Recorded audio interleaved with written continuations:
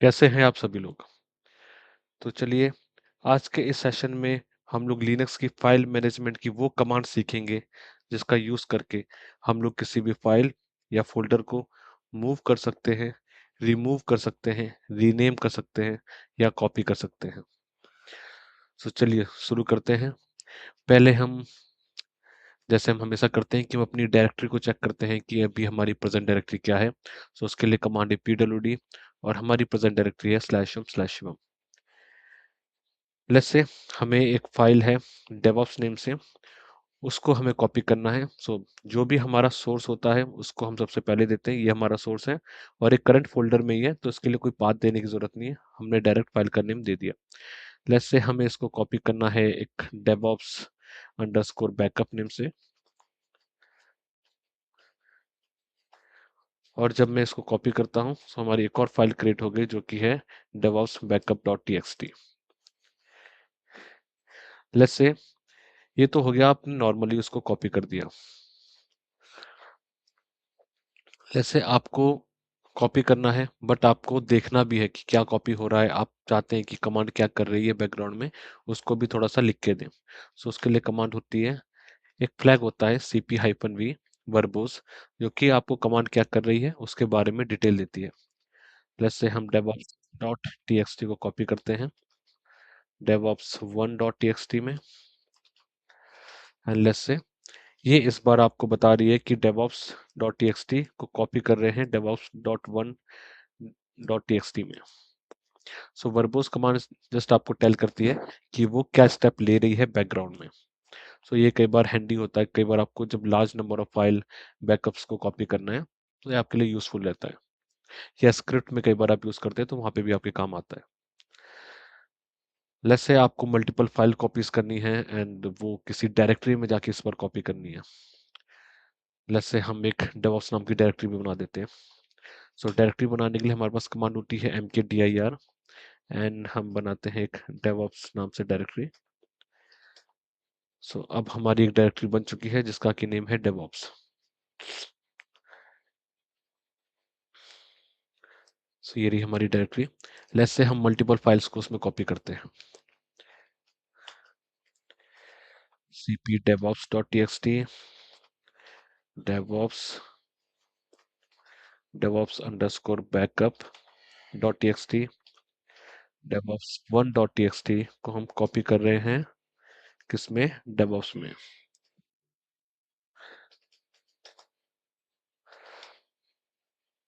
अगर हम ls-R करते हैं जो कि रिकर्सिवली लिस्ट करता है किसी भी फाइल किसी भी डायरेक्टरी के फाइल्स या फोल्डर्स को। हम डेवऑप्स के अंदर देख सकते हैं कि 3 फाइलें हैं जो कि है devops.txt, devops1.txt एंड devopsbackup.txt। हम मल्टीपल फाइल्स को भी एक फोल्डर में एक कमांड का यूज करके कॉपी कर सकते हैं। लेट्स से अब हमको डायरेक्टरी को ही कॉपी करना है और वो भी एक दूसरी डायरेक्टरी में। लेट्स से हम एक और डायरेक्टरी बनाते हैं devops1 नेम से, mkdir devops बैकअप नेम से बनाते हैं। ये एक डायरेक्टरी है। जब हम ls करते हैं तो हमारे पास एक डायरेक्टरी है डेवऑप्स और एक डायरेक्टरी है डेवऑप्स अंडरस्कोर बैकअप। अब लेट्स से हमको ये पूरी डायरेक्टरी ही कॉपी करनी है। लेट्स से इसके लिए कमांड है cp-r, ये रिकर्सिवली कॉपी करता है, ये इस डायरेक्टरी को भी कॉपी करेगा और जो डायरेक्टरी के अंदर कोई भी कंटेंट फाइल या फोल्डर्स है उनको भी कॉपी कर देगा आपके डेस्टिनेशन में। हमारा सोर्स है डेवऑप्स नाम का फोल्डर और इसको हमें कॉपी करना है डेवऑप्स अंडरस्कोर बैकअप नाम के फोल्डर में। लेट्स से हम डेवऑप्स बैकअप के अंदर जाते हैं। डेवॉप्स बैकअप के अंदर हमारा एक डेवॉप्स फोल्डर कॉपी हो चुका है। उसके अंदर जाके हम देखते हैं हमारी सारी जो उसके अंदर फाइलें थी वो भी कॉपी हो चुकी हैं। cp-r ये रिकर्सिवली कॉपी करता है आपकी डायरेक्टरी को भी और डायरेक्टरी के अंदर के कंटेंट को भी। से हम बाहर आ जाते हैं इससे।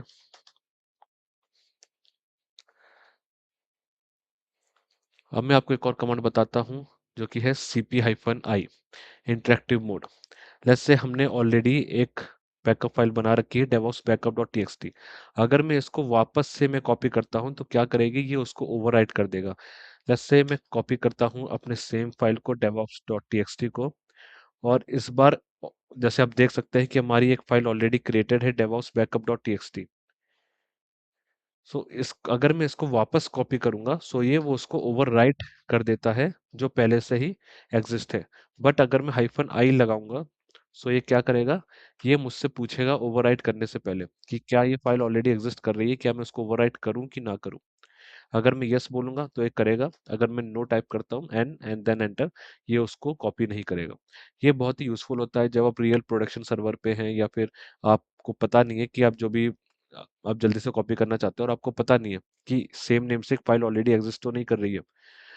सो तब आप एक cp हाइफन आई को यूज करिए। ये कॉपी करेगा, बट अगर फाइल ऑलरेडी एग्जिस्ट है तो आपको एक मैसेज दे देगा कंफर्म करने के लिए कि आपको ओवरराइट करना है जो ऑलरेडी से फाइल एग्जिस्ट कर रही है कि नहीं।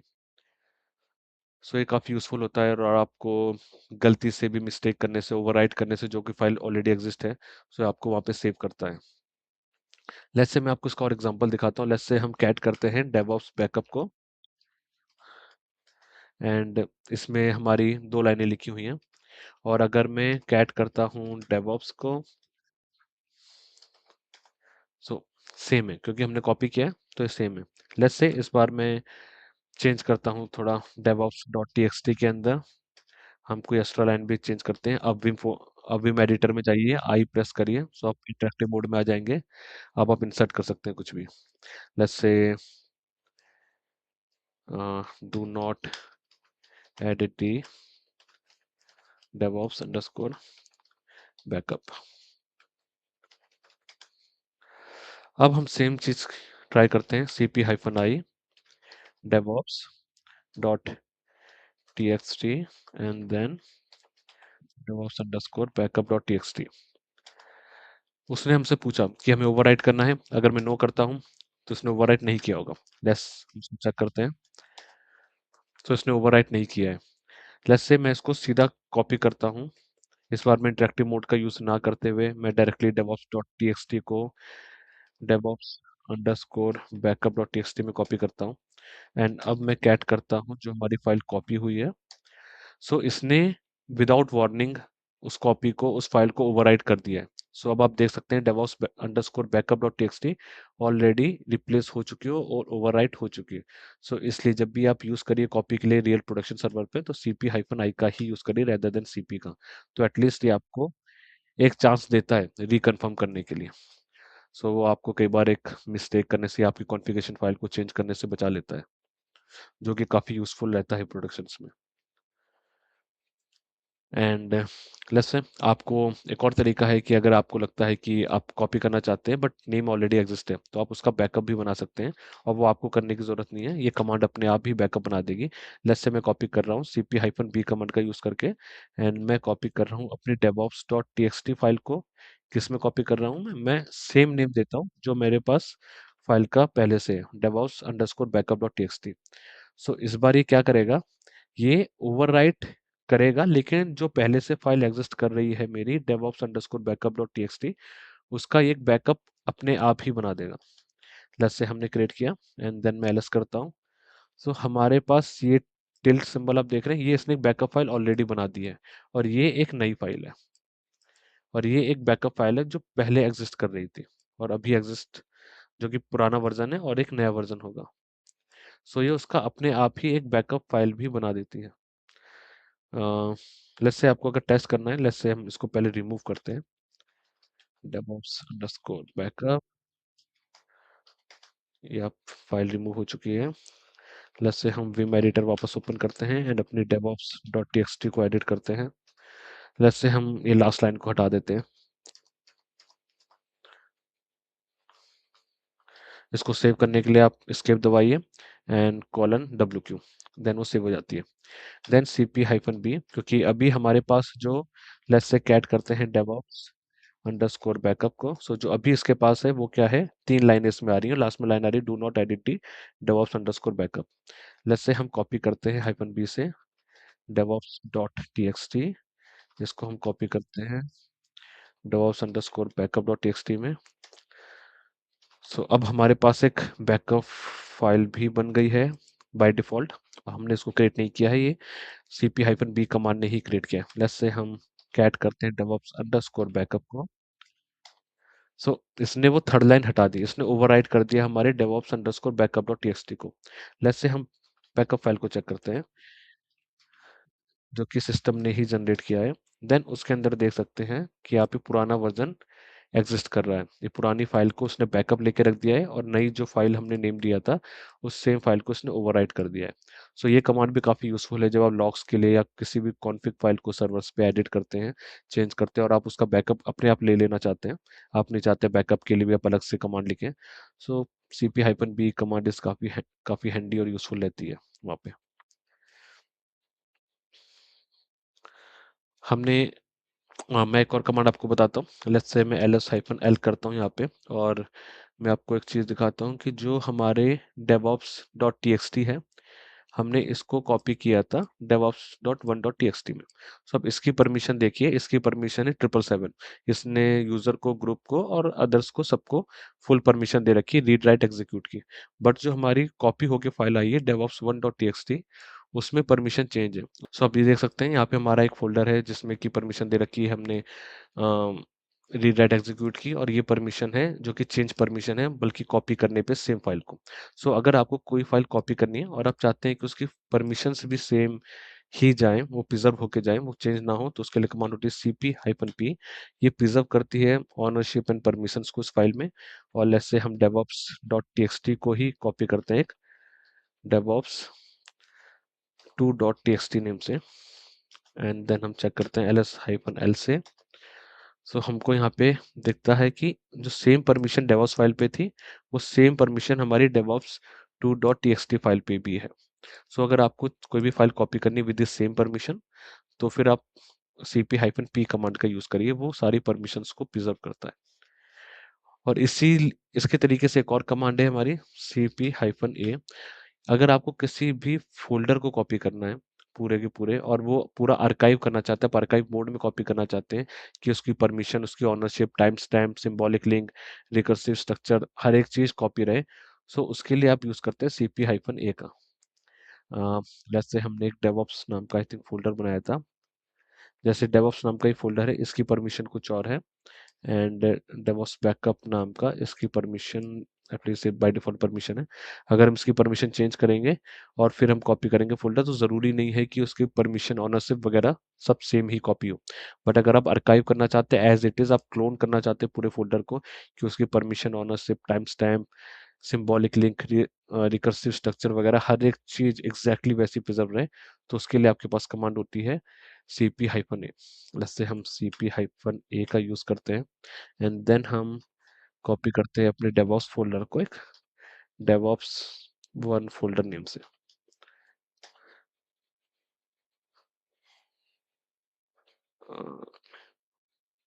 One second, I think I just या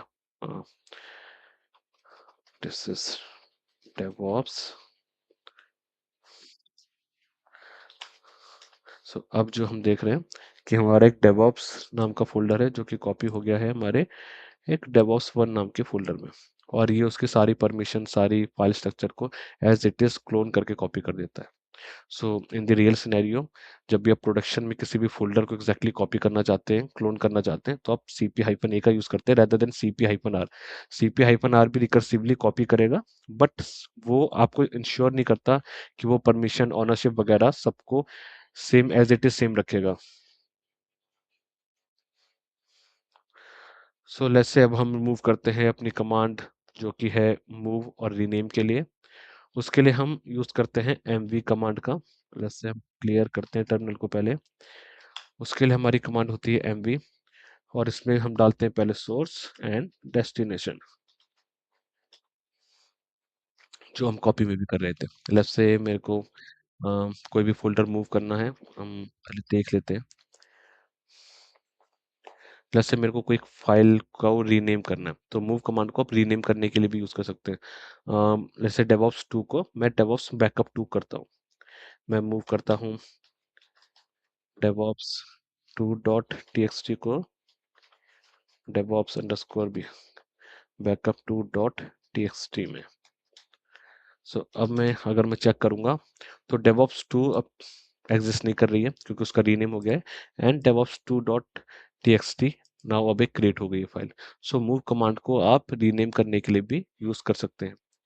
अगर आपको मूव करना है फाइल को एक डायरेक्टरी के अंदर, तो वो भी आप कर सकते हैं। जैसे हम मूव करते हैं DevOps underscore backup two dot TXT को slash DevOps second DevOps folder के अंदर, एंड देन हम सीडी करते हैं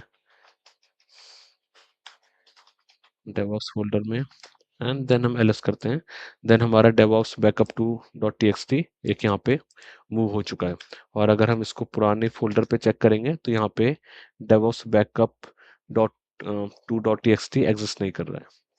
सो मूव का आप यूज़ करके, जैसे विंडोज़ में आपके बार कट एंड पेस्ट करते हैं, तो मूव भी सेम काम करता है। वहाँ से कट करके आप दूसरी जगह पे पेस्ट भी कर सकते हैं, और आप सेम कमांड का यूज़ फाइल को रीनेम करने के लिए भी कर सकते हैं। आप मल्टीपल फाइल्स को भी एक साथ भेज सकते हैं। अगर आपको मल्टीपल फाइल्स भेजनी है तो आप एमवी करिए एंड डेवऑप्स, जैसे हमारे पास डेवऑप्स बैकअप है। 1 सेकेंड, हम फाइल 1 को सेंड करते हैं, file 1 dot TXT and file 2 dot TXT को डेवऑप्स फोल्डर में, एंड देन हम सीडी करते हैं डेवॉप्स फोल्डर में। हम यहाँ पे चेक करते हैं तो हमारी दो फाइलें भी एक साथ ही मूव हो गई हैं, file 1 dot TXT and file 2 dot TXT.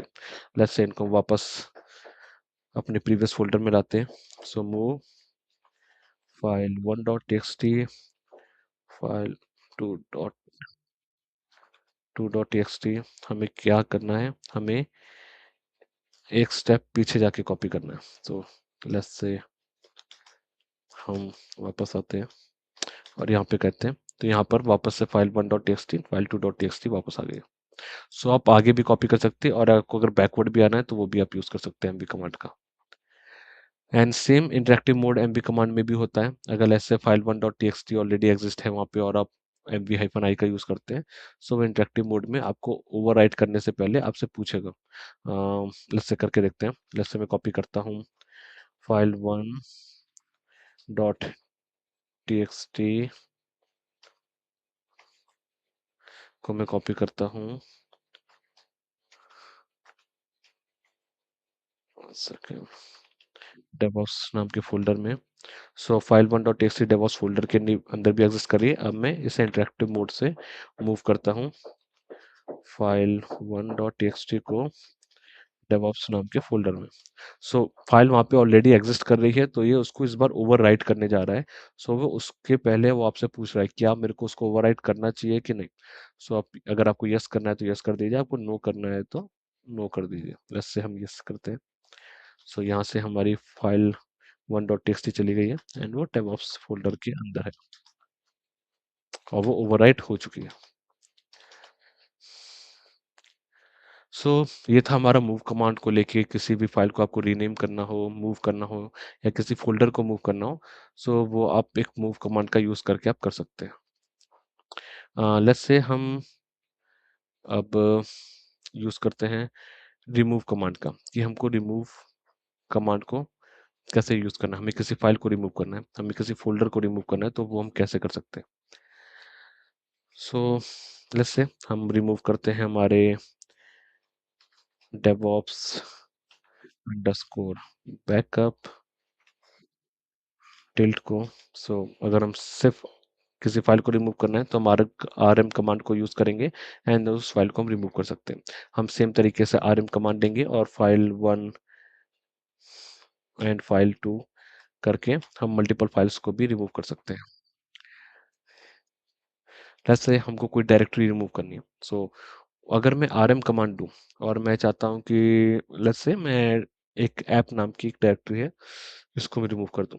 सो बोल रहा है कि ऐप इज अ डायरेक्टरी, आप इसको रिमूव नहीं कर सकते। सो उसको रिमूव करना है तो क्या आपको रिकर्सिवली रिमूव करना पड़ेगा, डायरेक्टरी को भी, उसके अंदर के कंटेंट को भी। सो उसके लिए एक कमांड होती है rm-r, और देन आप अपनी डायरेक्टरी का नेम दीजिए एंड देन आप रिमूव करिए। ना वो डायरेक्टरी ऐप रिमूव हो चुकी है। बट ऑलवेज रिमेंबर, यहाँ पे कोई विंडोज़ की तरह नहीं होता है कि आप वो ट्रैश में या बिन में चली जाएंगी फाइलें। वंस यू रिमूव इट, वो हमेशा के लिए रिमूव हो जाती है। सो जब भी आप लिनक्स में ऐसा यूज़ करें तो मेक श्योर रहे कि आप जो कर रहे हैं आप सही कर रहे हो, उसको डबल चेक कर लीजिए। एंड आपको अगर फोर्सफुली मान लीजिए कोई फाइल खुली है, वो एरर दे रही रिमूव होने के लिए, आपको फोर्सफुली करना है तो rm-f कमांड का यूज़ करिए और किसी भी फाइल को रिमूव कर सकते हैं। और किसी डायरेक्टरी को फोर्सफुली करना है, सो rm-r हम यूज़ करते थे, अब उसको फोर्सफुली करना है तो आप f फ्लैग का यूज़ करिए एंड देन कोई भी डायरेक्टरी का नाम आप दे दीजिए जिसको भी आपको रिमूव करना है। सो ये हो गया रिमूव करने के लिए फाइल्स एंड फोल्डर्स को, और फोर्सफुली आप कैसे रिमूव कर सकते हैं उसके लिए। और लेट्स से -i का यूज़ करना है, तो ये आपको लेट्स से मैं रिमूव करता हूँ डेवऑप्स बैकअप को, DevOps_backup। सो इंटरेक्टिव मोड क्या है, ये आपसे एक और बार पूछ लेगा कि do you want, are you make sure you want to remove this file. So आप उसमें यस करेंगे तो उसको रिमूव करेगा, आप नो करेंगे तो रिमूव नहीं करेगा। तो rm-i कमांड भी कई बार आप यूज़ कर सकते हैं कि मेक श्योर होने के लिए कि आप जो कर रहे हैं वो सही है कि नहीं।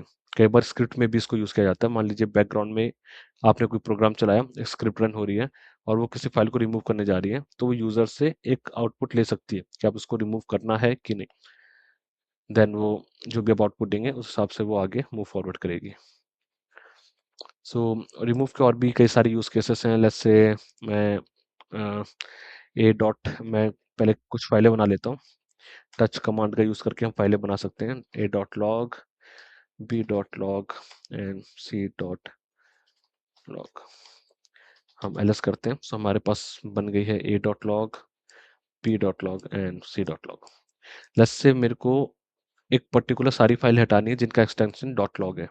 सो आप इनको यूज़ कर सकते हैं। आरएम आप स्टार यूज़ करिए कि जो भी फाइल है आगे कोई भी कॉम्बिनेशन हो, अगर किसी का एक्सटेंशन डॉट लॉग है उसके आगे कोई भी नेम हो, कॉम्बिनेशन हो, बट आपको सारी एक साथ रिमूव करनी है। सो उसके लिए आप इस कमांड का यूज़ कर सकते हैं। तो जैसे मैंने इसको किया एंड देन मैं एलएस करता हूँ, तो जितने भी हमारी डॉट लॉग से फाइलें थी वो सारी रिमूव हो चुकी हैं।